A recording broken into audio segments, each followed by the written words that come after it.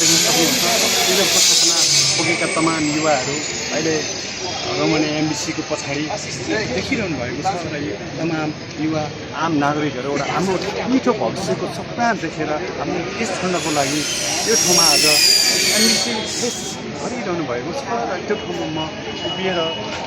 मैले तपाईँहरूलाई देखाइरहेको दृश्य पक्कै पनि आफ्नो घर परिवार छोडेर एउटा मिठो सपना त्यत्तिकै तितो सङ्घर्षहरू पनि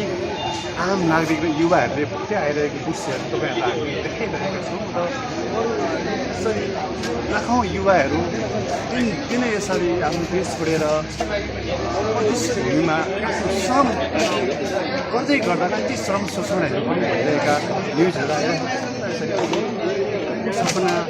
बोकेर एउटा युरोपको कहरले नेपालीको सारा नेपालीको सपना पनि बुझिएको दृश्यहरू पनि छन् र त्यहाँ गएर